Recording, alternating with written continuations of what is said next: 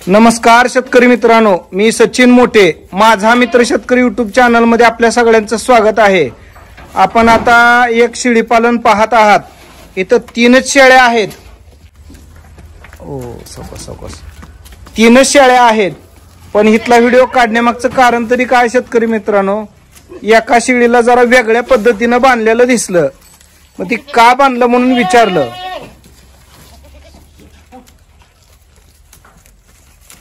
त्याची माहिती जरा विशेष वाटली म्हणून आपण हा व्हिडिओ काढत आहोत। का बांधलं हो? या की इकडे।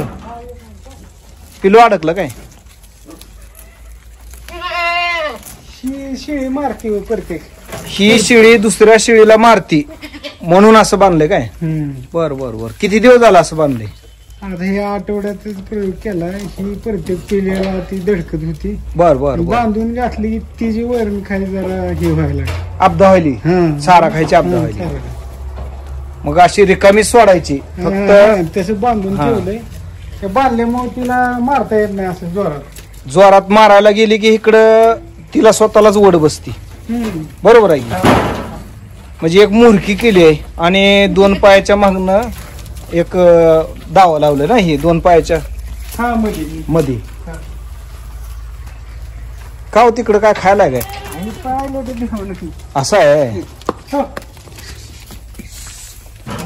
अशा पद्धतीनं जर आपण एखाद्या मारक्या शेळीला जर बांधलं तर आपलं नुकसान टळेल आणि इतर शेळ्यांचाही त्रास कमी होईल। माहिती दिली त्याच्याबद्दल धन्यवाद।